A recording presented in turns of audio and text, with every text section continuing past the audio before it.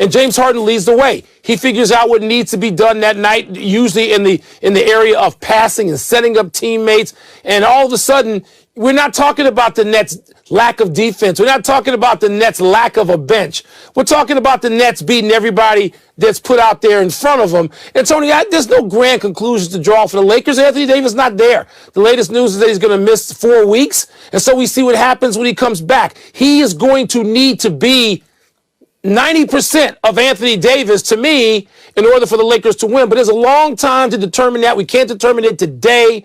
But the Nets, Tony, the Nets are the story in the NBA right now. Every night. So let me go to this game. It wasn't just Anthony Davis that was out for the Lakers. Dennis Schroeder was out as well. That's hard to overcome. That's 2 starters. It is.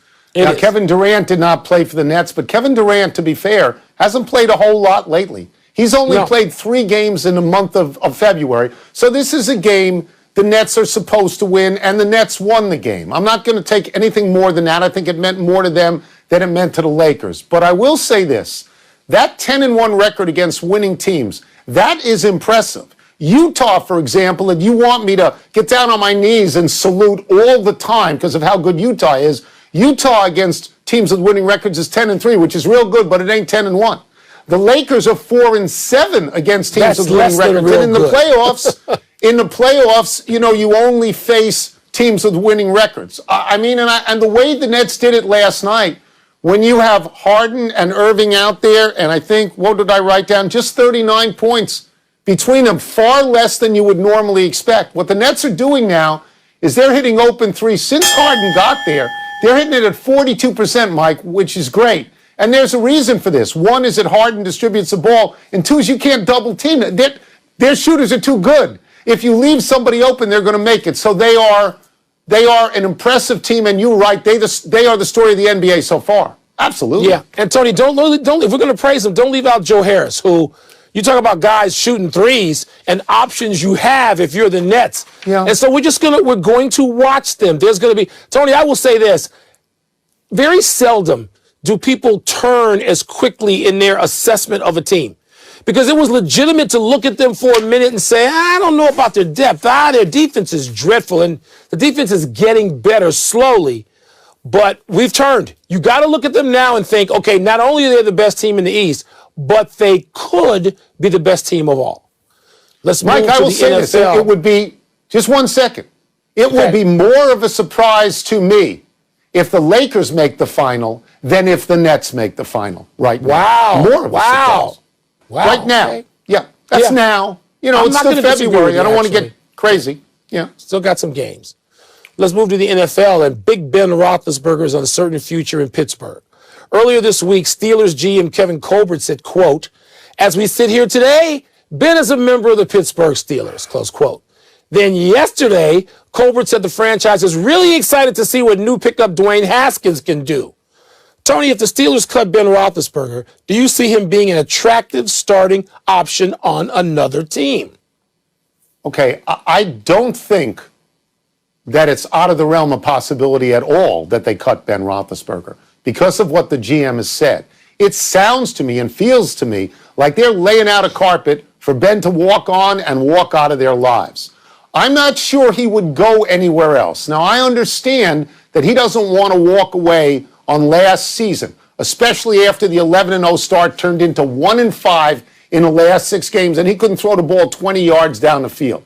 So he probably wants to prove that he can still play, but I don't know that he wants to throw away a year and maybe get embarrassed at some other team, which is what happened to Joe Namath and it's what happened to Johnny Unitas. Like, I don't know about that. He may follow Pouncey right down that road into retirement.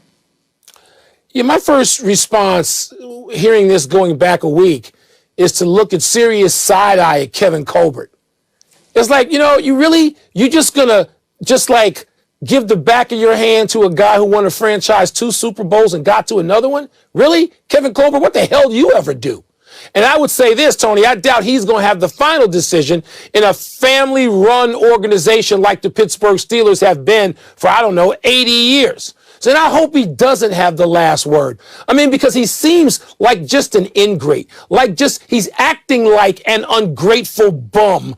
So there's a way, if you think you're going to get rid of Ben Roethlisberger, there's a way to call him in and say, look, Ben, what do we do here?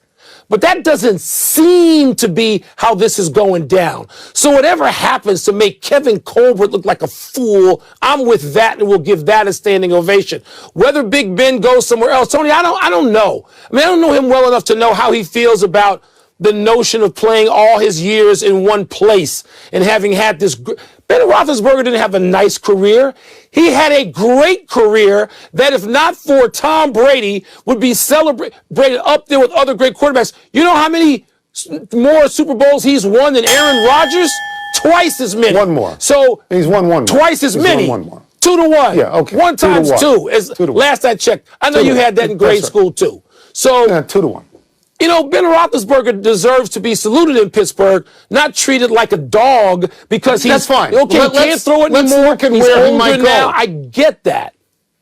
Let's look at where he might go, because his career is on the downside at the moment. He's willing to take almost no money to play, but that's in Pittsburgh. What about if he went to New England? Needs a quarterback, but Cam was terrible. Ben may not be any good. Washington is mentioned a lot, but he's no more mobile than Alex Smith, and he wouldn't want to get beaten out by Taylor Heineke. The place that I thought, well, I want him to go to the Bears because I want you to be able to watch him all the time, but he's really not better than Trubisky necessarily. The place I thought of, Mike, because John Elway has done this before with Peyton Manning, is Denver. That's what I've thought of. Yes.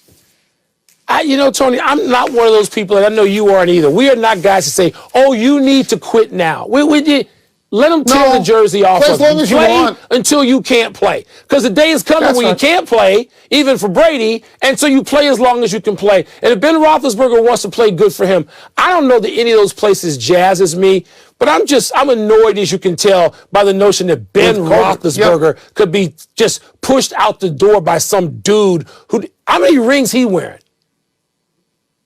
I have no idea. I don't know who he is. I don't know who he is. On Sunday, we have a college basketball game that might actually be meaningful. Number 3 plays at number 4, Ohio State. Sadly, it's not football, but you take what you can get. It's your conference, Wilbon. It's a marquee game, but is it a significant one? Tony, it is a significant one because you're dealing with seeding. You're dealing with 1s and 2s. You got so many Big Ten teams at the top. You're trying to figure out who's going to be 1, who's going to be 2, and you can't be like in the same region. So that sort of kicks one region out. No, it kicks more than one region out. And so that team on the number 2 line right now, that's Illinois, though I think Illinois may be the best team in the Big Ten. I think there's a chance. And we'll see that over the final couple of weeks. You know, you become a 2 seed that's got to, be in a bracket with Gonzaga, or I guess Gonzaga, obviously, particularly after last night's win, is going to be a number 1 seed. So, Tony, it's a seeding thing. I don't care that much about it. I don't get all nuts because somebody says, they're a 1 seed and they shouldn't be against that. Shut up. You got to play people when you're that high. You get a number 2 before you can get to the Final Four, in the Final Four anyway. So, I don't care about that, but I know the seed fanatics do. And yes, it's a game of significance. That is the significance, because if Illinois goes up to the 1 line and the loser here drops down, the loser cannot be in the same region as Illinois or the team that wins. So you're going to end up against Baylor and Gonzaga, and that's more difficult. My inclination is to say that it's not a big deal for a lot of reasons. They're both good teams. They're both going to the NCAA. The tournament committee, when it did that mock bracket, had them both as number 1 seeds. They probably will play again in the Big Ten tournament, and it's possible that Illinois could beat them both. So that's why, I don't want to get crazy about this particular game. I'm sure I'll watch it because it's going to be 20 degrees here in Washington, and I'm not going to have anything else to do. But I'll tell you, Mike, how distant I am from this college basketball season and last, which sort of just ended. It just ended one day and nobody knew what happened. I can't name anybody on either of these teams. I could not name the coach at Ohio State this morning. So I had to find out his name is Chris Holtmann. And he's been there 4 years, and I didn't know that. So, I really it's not a good feel sign. distanced. It's not a good sign for college basketball when two people who both covered college basketball for decades and love it, right? And love it, watch it and love it. We don't just sort of go, oh yeah, it's okay. We're fanatics about it, and it's off the radar, Tony. It's off the radar. The Big Ten off the radar. Wow. Sad. Let's take a break. Coming up is Carson Wentz actually in a better situation than Matthew Stafford. And Novak Djokovic has won 8 Australian Opens. But should he be the clear fave to win his 9th on Sunday? So I knew Juwan Howard was coaching in Michigan. I knew that, but I didn't know this guy at Ohio State. It's time for toss-up. 2 men enter, 2 men leave, having just played toss-up. What's first? Toss-up. Who should be happier with their offseason, Carson Wentz or Matthew Stafford? Okay, they both should be happy because they both landed in playoff teams. Carson Wentz should be deliriously happy because he's out of Philadelphia, where they hated him and he hated them, and he's gone to the one coach that made him look really good in the NFL. So that's a good thing for him. But Matthew Stafford should be even happier because Matthew Stafford is playing on a team that is the best defense in the league, which means they're always going to be in games. And nobody in his right mind who's watched these two quarterbacks actually thinks that Carson Wentz is as good as Matthew Stafford in the NFL, because he isn't. I think by the end of this season, Stafford's going to be great, and people are going to say, where was this guy? And the answer is Detroit, which sucks the life out of all the good players they've ever had. You're so wrong about this. The Indianapolis Colts are the better of those two teams. Yes, the Colts are the better of those two teams. Colts better than Rams. So therefore, Carson Wentz winds up in a better situation with a coach who is going to help him reclaim his career. And Carson Wentz at least led a team almost kind of to the Super Bowl. Your boy Matthew Stafford has never led. He led his team to the playoffs 3 times, never near the Super Bowl. So Wentz winds up in the better situation. Remember what I'm saying.